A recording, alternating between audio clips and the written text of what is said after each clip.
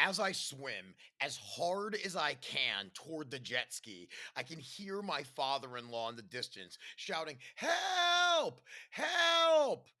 I climb aboard the jet ski and look around, only I can't see him.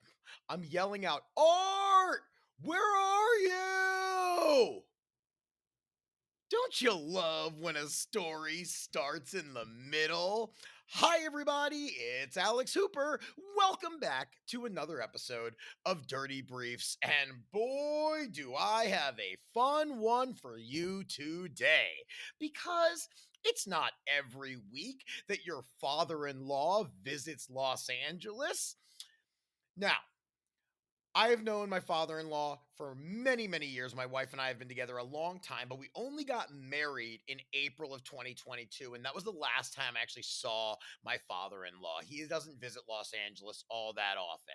So, we wanted to do something special, and he had it in his mind that he wanted to ride a jet ski. And I thought, sure, why not? Now, I'll tell you this, I've always had my hesitations about riding a jet ski in Los Angeles, mainly because there's not a bay or a lake with calm water. When you ride a wave runner, you are going out into the ocean where all of the elements are crashing in on you, literally. Doesn't exactly make for a comfortable ride. The last time I was on a wave runner, it was in San Diego in Mission Bay, which is a huge, docile bed of water that is perfect for shooting out at 50 miles per hour and taking some gnarly waves. But the Pacific Ocean? Unpredictable. Needless to say, my father in law, Art, very much wanted to go jet skiing with me. Now, he had spent the day before watching the HBO series 100-Foot Wave. He binged the series, so he understood what we were getting into because obviously we're having 70 and 80 footers come out in the Pacific Ocean all of the time near Los Angeles. Either way, he was excited. I was excited. I was excited to go on a jet ski with him. And because he admitted to me that he'd never ridden one, he said, "Is it okay if you drive and I ride on the back and we just get one ski?" And I thought, sure. What better way to bond with my father in law than to have him pelvis to pelvis against me, hugging me from behind? We've never been closer. We've never been tighter. Now, he didn't never had a son either. He had 3 daughters.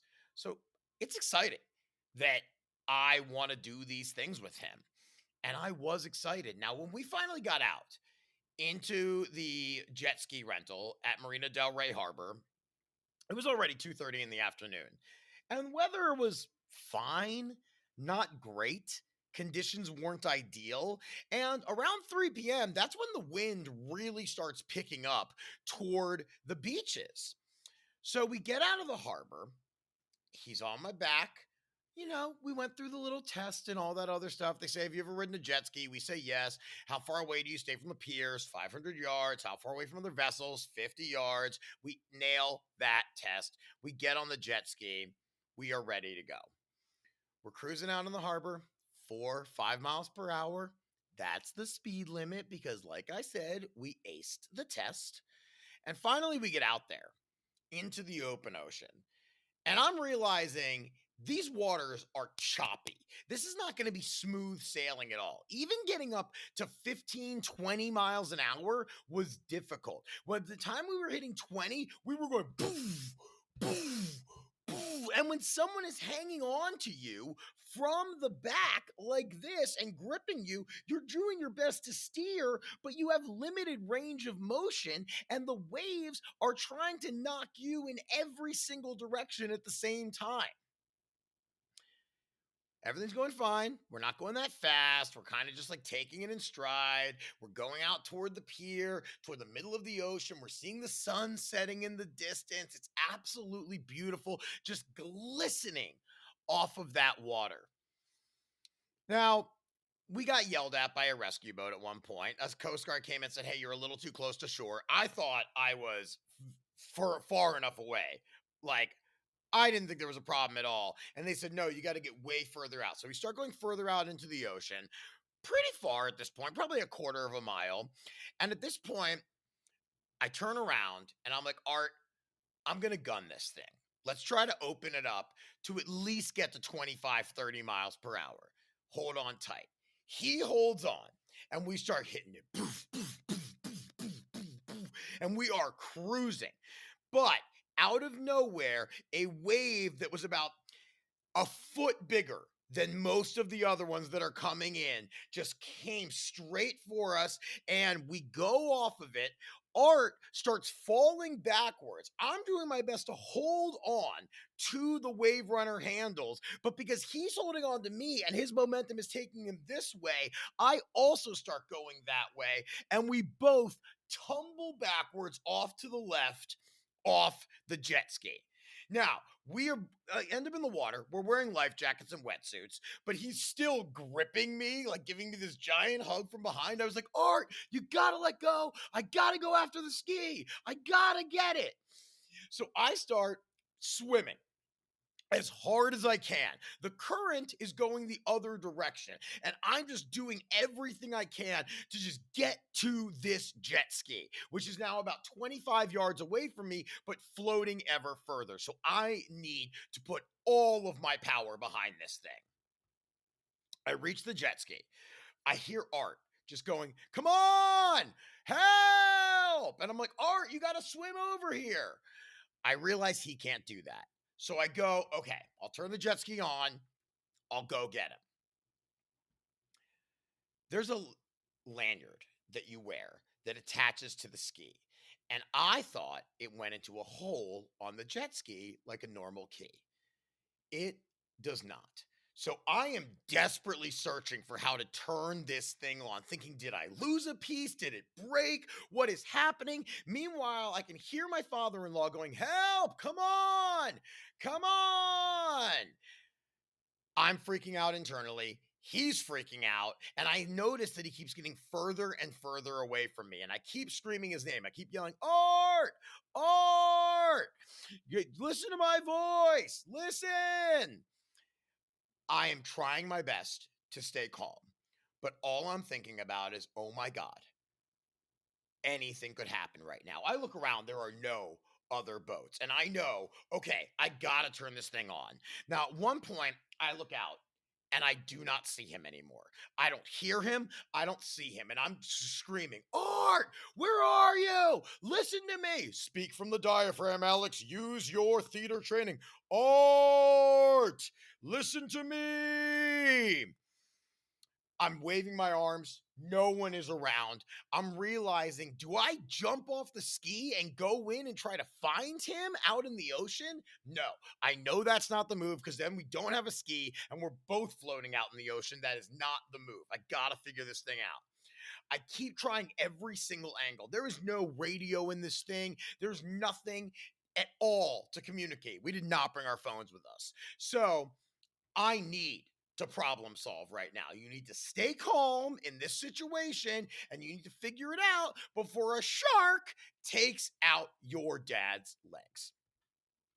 Finally, I realize there's this little knob on top of one of the handles, and you have to put the clip like a clothespin around the knob, and that is the power source. Now, a lot of you are thinking, why didn't you know that? I should have. I probably should have asked more questions when they gave us a jet ski. They probably should have told us conditions are pretty shitty out there right now. You might want to reconsider this. But they didn't tell us that, and I didn't ask enough questions. There's no fault here. Well, maybe a little bit on me, maybe a little bit on them, but either way, seems kind of equal to me. I turn it on and my rescue mission truly starts. I start going out toward the ocean. I'm like, "Art, where are you? Make a sound." I cannot see him anywhere. I'm thinking, "Oh my God. Oh my God." I know he had his life jacket on. I know he was going to be okay. Now I just need to find him. He is at this point about 100 yards further away from me, and I finally catch him. I see him. I slow this jet ski down. He looks so relieved to see me. He starts climbing on the back, but in his effort to climb on, it tilts the ski over, which then knocks me back into the water. I swim around and I go, let me get on this thing first, and then I will help you up, which I do. I get on there. It's a struggle. It's not easy. I grab his hand, get his foot up there, and I pull him on there, at which point he is just out of breath. And I start laughing uncontrollably. That was what came out of my mouth. He was laughing a little bit too. He get back on. He's like, we got to go back. And I was like, yeah, we got to go back. And then we gave each other a big hug out there, thankful that we made it through. And he goes, we don't tell anybody about this, right? I was like, Art, we tell everybody about this. We have dinner with my wife, her sisters, and their mom, your ex, in an hour. We're definitely telling them this story. This is going to be the most exciting thing that's happened. And I realized basically what we did is we paid $200 for one of the hardest escape rooms in Los Angeles. You're floating out in the open ocean, your father in law is drifting out to sea, and you can't figure out how to turn on the wave runner that you rented. $200 well spent. Because I'll tell you this, both of our adrenaline was flying. We were just all lit up, totally energized, but also exhausted from this experience. We both had different kinds of terror.